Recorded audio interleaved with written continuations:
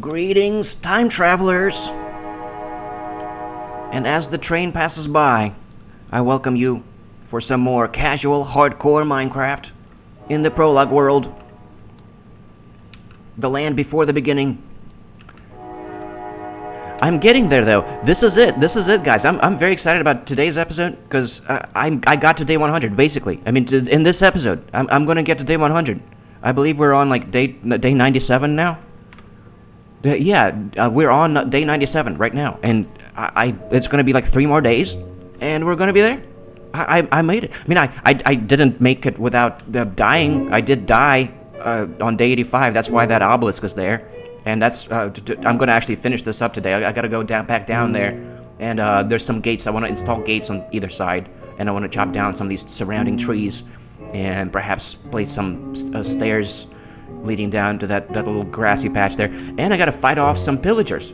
I believe the pillagers that ambushed me at the end of the last episode, they're still out there in the woods, waiting for me to return. So I need to fix my shield, and then go back down there and fight off these pillagers, and then finish building the obelisk, and then we're going to be at day 100, pretty much. I mean, there's a couple of more things that I really wanted to say to finish off the topic of the previous episode. I'm not sure if I'm going to make it, if I'm going to have enough time to actually make my finalized comments. I want to talk about what I call reverse redemption. Okay, which is basically what I consider to be the point of life. I mean, that's like my personal theory on the point of life. But it might be a cliffhanger. I might end up having to leave you guys to wait until the next episode. And I also got to talk about what I'm doing next, because that also needs to happen in this episode, because I have some serious plans, and they're not as simple as you might think. Like, I mean, I don't want to. I want to just make you guys wait for it until later in the episode, but I can't do, like, I don't do that, like, so I don't do clickbait. I don't make you guys wait. Basically, to spoil the news, I'm going to actually not continue playing in this world yet. Past day 100, I'm going to return to my other worlds, because I want to revive my other worlds. I basically have 4 worlds currently. 3 of which are just not active, and this is the only. I don't like that. I want all of them. I want to reactivate the old worlds that I have for the time being have abandoned. But I just kind of want them all to be active, and I'm going to talk about why and all of that after I get the obelisk complete. I don't really need all of these oak logs. I've been carrying around a full stack of oak logs this entire freaking time. I really don't need that. Actually, the reason I had that in my inventory was because I was anticipating building more of the cornerstones, which take a lot of oak logs, especially if you got to build a massive pillar from the bottom of the ocean to get to the surface. So that's why I had all of those there. I probably will need another. That's all right. I don't really need to need anything else. Food. I gotta make sure to bring some food, because I'm low on the apples. I'm gonna go ahead and bring this mutton along, because I do expect to end up fighting off. I got like no more food. I got some raw salmon going on, and then I gotta. Well, I have bread. I have lots of wheat stored from my farm. I'll just. That's right. I have a farm going. I'm gonna be fine. It's already end of the day. End of day 97. Well, this first day didn't really. Well, I didn't have much. That wasn't a full day. That's all right. I might end up playing through day 100 and kind of going a little overboard, just to complete my thoughts and such. Yeah, the 100-day world tour.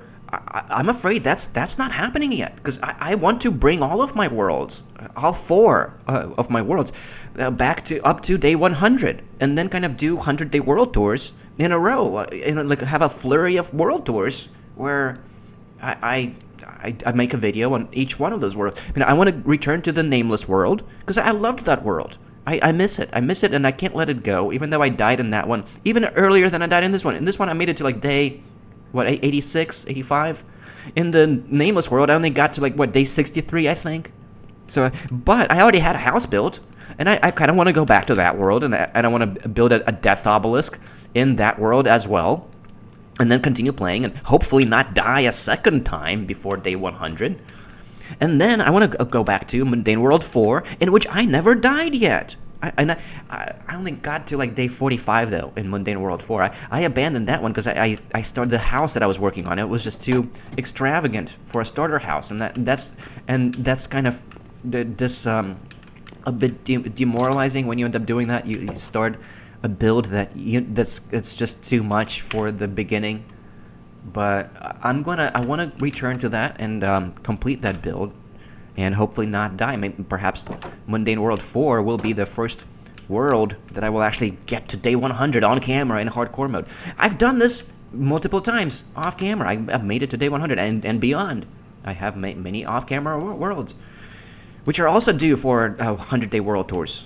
But I exercise great patience in reverence of Mountain Patience over there. That is Mountain Patience. Which is I really like I love Mount Patience, and I love this world, and I'm definitely gonna return to it. I will definitely return to it and continue playing to day 200. I'm not gonna start any more new worlds. That is it. The 4 worlds that I have in mind, that's gonna be it. I'm just gonna leave my inventory up because I anticipate the assault of the pillagers here anytime, unless they all despawn. Perhaps they all despawn by now. But it's also kind of dangerous because I need my oak boat over here, because I might end up having to run for the water and just hopping in a boat. It's kind of dangerous fighting off pillagers in the forest like this, because there's places, in the woods. Ooh, this is a problem. I did not know this was here. This is a danger zone. Yep. Just wanted to light that up real quick since I'm here, since I noticed it, because yeah, the creepers can definitely creep up on you from out of here. I didn't know that was there. There's lots of little caves down here. This is really an unsecured area. Oh, there we go. I'm hearing some skeleton, some archers going on. Where are the archers? I guess they were in the cave underneath. Yeah, I'm not gonna go secure these caves right now. I'm gonna get sidetracked, and it's gonna take too long. I really just want to fight off the pillagers that I expect to still be in that area. Is that another little cave? That's another little cave in the area around the obelisk. And then I was gonna chop some trees down and build some gates. Are they not here anymore? Did they despawn? Have they disappeared? There's another cave. Jesus, there's a lot of it. This is just perforated with freaking caves over here. I'm not seeing them, guys. I guess they left. I guess they went their own merry way. Decided that I'm not a threat to them or something, and yeah, they despawned. They decided to despawn, or maybe they went back for reinforcement. Perhaps they went back to their pillager tower for reinforcement, because they figured I'm a formidable enemy, and they need some more of their dudes to bring along. Yeah, this peninsula, I have a premonition that I'm going to end up spending a lot more time on this peninsula. Well, I'm definitely going to chop down all of these small trees and just leave the big ones up. That's what I tend to do. All right, I don't need the interface if there's no pillagers to fight. There's no pillagers to fight. All right. Well, that's nice. Very nice. Okay. Well, in that case, I'm going to go ahead and build those 2 gates that I wanted to build. I could have done this in the house. It would be safer to do this in the house. I got like my fingers on the tab key in case I need to tab out this of the crafting menu real quick and run. But no, they are gone. They despawned. Okay. That's great. Yeah, I do have some more dirt on me. I guess I don't really need the boat now. I guess I should have the boat anyways. I don't really need the water bucket. I like to keep the water bucket on hand in case I end up falling, through some gravel or something like that. And I feel safer with the water bucket holding, having the water bucket in my inventory at all times, and just in case I need to splash down some water in the ground to try as a last resort, trying to save myself from the fall. Try to do the water clutch, but that practically never happens. I mean, it's a very rare occasion that you actually end up utilizing that, and it's a very rare occasion that you actually succeed. It's kind of like a last last resort type of thing that you might end up having to do. But I never actually had to resort to that, so there we go, there's that one. And I wanna, darn it, I still have, there we go. I wanted that there. And I want another gate over here, just in case I have to run away from here again. Like, I got ambushed the last time, and I was lucky that over here there was a pathway for me, an escape route. Because if it wasn't an escape route there, I would have found myself being blocked off by my own fence that I built. Okay, gate here, button there, and fence post with a torch over here. Okay. And I kind of want a torch over here. Even though this isn't particularly dangerous, I think the light goes all the way through that little cave without the torch. Anyways, that's it, guys. Well, now I want to chop down these trees. I guess I can talk a little bit about reverse redemption while I'm chopping these trees, because I do have some more time left on my hands. I did manage to do these tasks. I didn't have to fight the pillagers as I was anticipating. Is it time for Amelia? No. But yeah, here's where I died on day 85. It was erected on December 10th, which was just a few days ago. And this is the exact spot where I got impaled by the drowns on day 85. I had second thoughts about these signs. I thought perhaps there's just too much information on one sign, but I think I decided that this is okay for now. I'm okay with this. RIP real hardcore mode.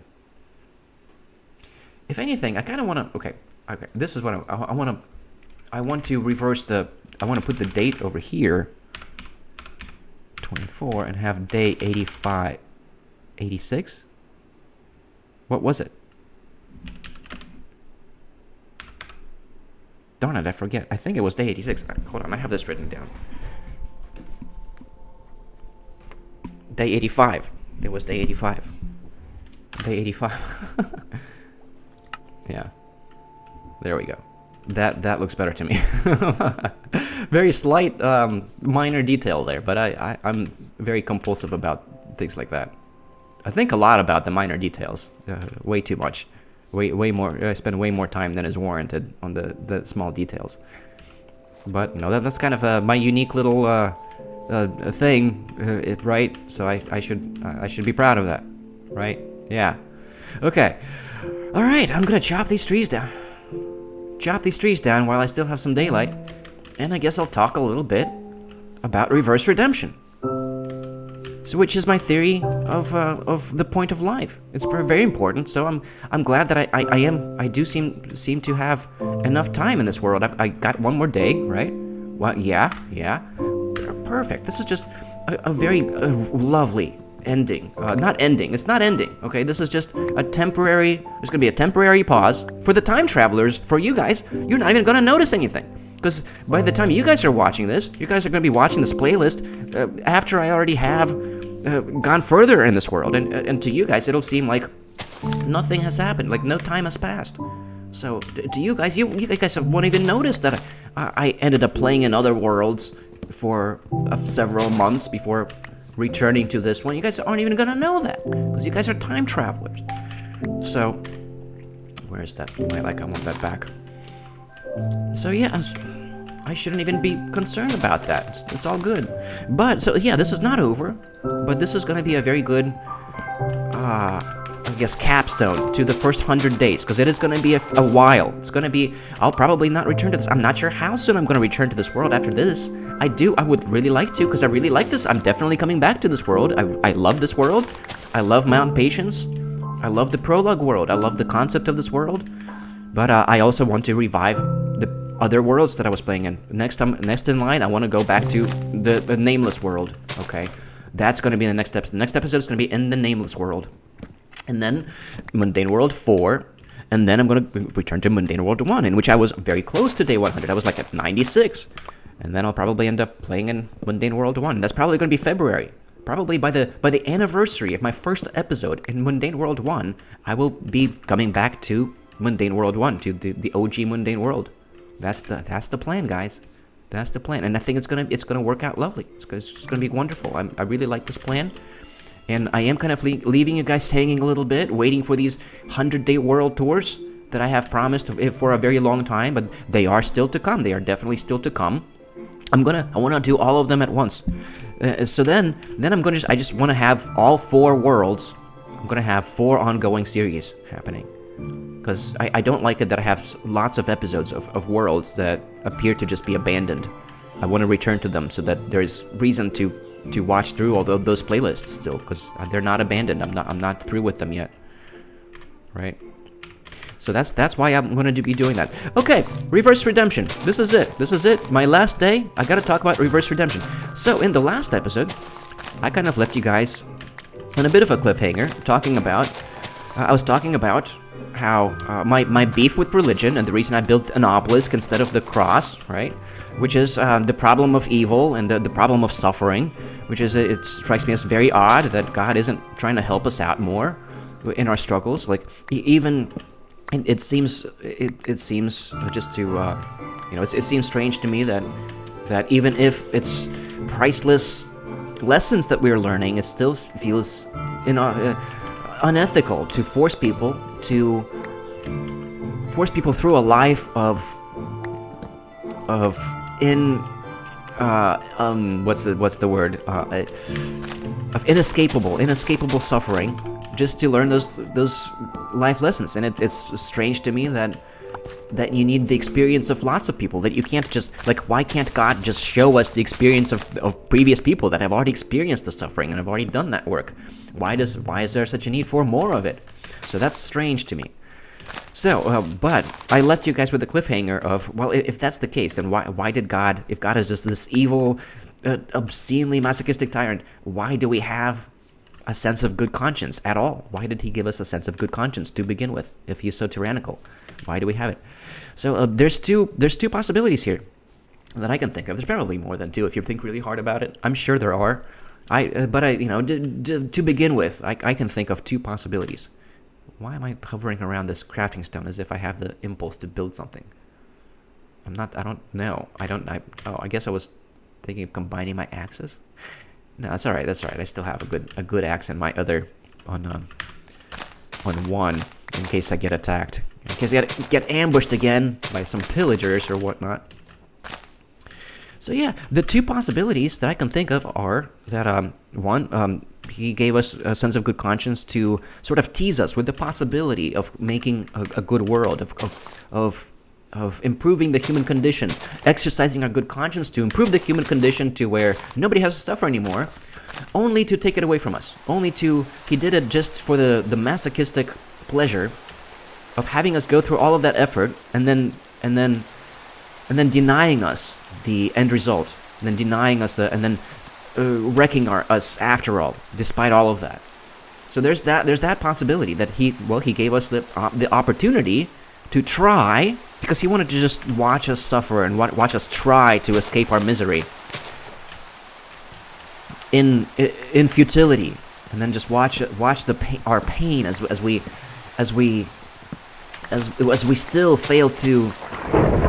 God damn it! I'm gonna have to sleep through the night because it's a thunderstorm now. I can't be out here in a thunderstorm, guys. It's too dangerous. I can't risk losing this world. So I'm gonna play into day 100 a little bit, I guess, just to finish my thoughts. That's okay. We're on day 100 now. Yay! But that's the one possibility, that he really is just a masochistic tyrant. He gave us the possibility, the opportunity to make a better world for ourselves, because the plan is to just take it away from us, to still deny us the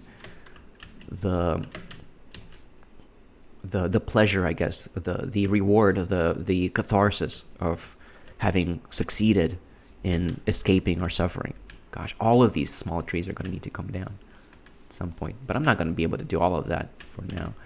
that's it. I really should just finish these few trees and then just go hang out at the house a little bit while I finish talking about this, just to be on the safe side, because I definitely don't want to lose this world in the last minute, because that's a possibility. This is still... I mean, I'm not going to lose this world. I'm just going to have to make a second freaking obelisk right next to the freaking first obelisk. That's what would happen in that scenario. But I don't think I'm going to be doing that. I'm going to be just go. That's it. I chopped down the small trees. I did everything I wanted. So what's the other possibility? I really got to bring this to a close now and wrap this up and finish my closing thoughts, which is the highlight of the series probably. So the other possibility is that the lessons that we learn, that there is no other way to obtain these lessons, and there is some kind of a reason why God needs a lot of this data. It's not enough to just have the experience of a few dozen people suffering. He needs for some kind of AI machine learning training or whatever. In that sense, same kind of way, God wants the data from millions and billions of people that had to suffer in an inescapable torture, to exercise non-transactional compassion, to learn the lessons of non-transactional compassion. And that there is just no other way for God to obtain this, and not only is there no other way, but it's his last hope. That having to put us through this is God's last remaining, the only conceivable hope that he had for redemption, to redeem his own. Perhaps he's trying to redeem his own evil, tyrannical, obscenely masochistic urges, and he's trying to learn the lessons from our suffering, for it to overcome his own partially evil nature. And perhaps we have some of that in ourselves, and that's why we also struggle with some of those impulses, right? So I think there is something to that, because it would make sense to me that there's no other way, that if he did start helping us out a little bit here and there, well, then we would start to rely on that, and we wouldn't be so inclined to be on our best behavior and to exercise our better conscience, even when we are not rewarded for it, because we would be getting rewarded for it. So that does kind of make sense to me, that there is that possibility.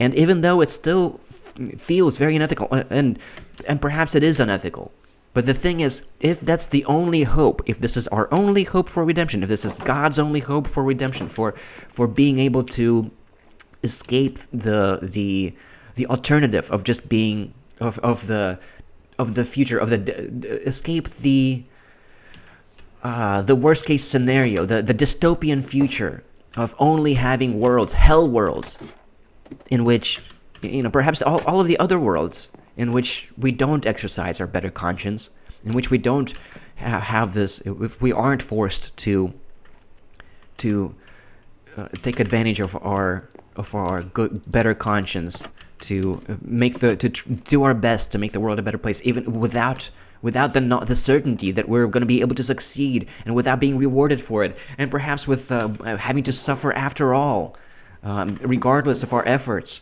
If without that, there's just no other way to obtain that kind of data, that kind of experience. Well, I think that then perhaps that is okay then. Perhaps, and it's what, it's going to feel like it was worth it, even though technically speaking, I think the ends still don't just justify the means.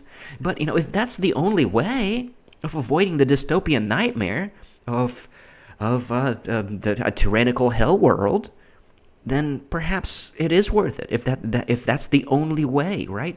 So I think what we're up against is that we end up still having to exercise our better conscience, despite not being rewarded for it, and just for the sake of the hope of working towards the possibility, even if there's like a 1% possibility that we might be able to create a better world for ourselves, despite what it seems like, despite God not really helping us out very much, or only in like very subtle ways that aren't confirmable, right? I think he probably does that to maintain the integrity of the experience of learning of the experience of being forced to exercise not non-transactional compassion, right? That's like the answer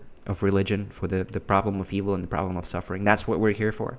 So that kind of makes sense to me. And all that said, I still think that religion is deeply misleading, and that in that case, like, we still shouldn't be freaking worshiping God and asking him for forgiveness. In that case, like, the only thing that God should want from us is that we're treating each other well, and that we should be more focused on each other, and we shouldn't expect rewards in heaven, because in a way, the religion, like, if what I'm saying is the case, that the whole objective is to exercise a sense of non-transactional compassion, well, then we shouldn't be expecting anything for it. We shouldn't be expected to be rewarded in heaven. We should just be exercising our better conscience without the expectation of anything, of any kind of reward from God, from religion. So I still think we should not, that religion is misleading us, that it's basically we have the wrong conception of God, if God exists. And by the way, one last thing I want to mention. Is there anything more I got to drop off? There is. I want to drop off the birch wood. Where's my birch wood? Not there. It's over here. There's my birch wood. And yeah, I want to just hold on to the rest of this. All of the rest of this. I don't really need all of the oak logs there. Although, I'm not going to be back to this world for a long time. I'm not sure why I'm going through the motions now. I guess just to this is my end of the day ritual, my end of the episode ritual where I reorganize my inventory. I got to do that one last time before I part with this world for several months, until probably the summer. I'm not sure when I'll be back to this world next, until I finally, well, I don't know, probably in like February or March I'll do the 100-day world tour, right? And then probably I'll return to this world to go beyond, to continue on to day 200 and beyond. I definitely will be coming back to this world. And for you guys, for the time travelers, you won't even notice anything. It's going to be as if no time has passed, because you guys are going to be watching the playlist.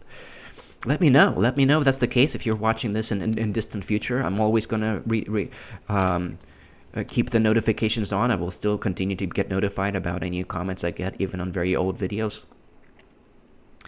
But the one last thing that I wanted to say. So in either case, even if it turns out that the reason we have that sense of good conscience is because God wants to experience the masochistic pleasure of denying us any kind of reward for our efforts to exercise our good conscience, and that the end result is still going to be a massive failure, and God is still just the obscenely masochistic tyrant, right? If that turns out to be the case, if it's option A, instead of option B, then, well, we still ought to try our best, regardless. Like, we're still left with no other the alternative is that we give up and we concede and we give in to the adversarial dynamics. We join the minions and we give in to covert adversarial dynamics, and we become and we do not exercise. And in spite of our better conscience, we ignore our better conscience, because we have a very strong sense of what the right thing to do is, even when it's murky, even when it's not clear, even when we rationally can't quite rationalize what the right thing to do is. You're gonna feel it. You're gonna feel, well, what this course of action is, definitely that's the kind of thing to do. You're gonna have a feeling for that, and that's your better conscience speaking. And even if you can't quite rationalize it, I think it's very good practice to just always follow your intuition, your human irrational intuition for your better conscience, right? Just to exercise it. Especially if we don't have free will. If we don't have free will, you have to exercise that better conscience, because that's all you have. Because in that case, it's biological, and if you don't exercise it, you will lose it. So actually, determinism makes you, I believe, it makes you more, it makes you stingier about exercising your better conscience because you're terrified of losing it, right? So yes, that is my final I guess advice to you. I hate the word advice. Gosh, I'm totally failing at my final remarks as I'm watching the sunset. But that's it. That's are my final remarks. That's all I got for you guys for this series for the time being. All right. And with that it's over for now. That's it. We made it to day 100, and I thank you very much for having watched this series thus far. Now we can turn to the moon and watch the moon rise. There's the moon rise. So that's it. That's it for now. And I will see you sometime in the future when I'm going to be back to this world. And since you guys and the next episode is going to be back to the Nameless World, guys. So if you guys want to catch up and watch some of the previous episode leading up to my death in the Nameless World, that's probably, if you're really interested in this kind of stuff, you want to see where I go with this, I would recommend it. I'm going to watch some of my previous episodes from the Nameless World to refresh myself about what the heck is going on. Where did I leave off in that one? And then that's it for now. I'll see you in the Nameless World next, or in the day 100 World Tour if you're just watching through the playlist in this. I'm not sure where I'll see you next, but I'm sure I hopefully will see you next. Especially if you made it this far, it means you must be liking what I'm doing here, right? Let me know in the comments if you like the things I said, the philosophical ramblings. If you or if you're critical about that, especially let me know. I really like to talk about people. If people have want to voice their disagreements, I would appreciate that tremendously. I really like to talk to people who disagree with me about these things. So yeah, please let me know what your thoughts are. And with that, that's it. That's all I got to say. And once again, thank you very much for watching. Shadowlay, my fellas. Shadowlay.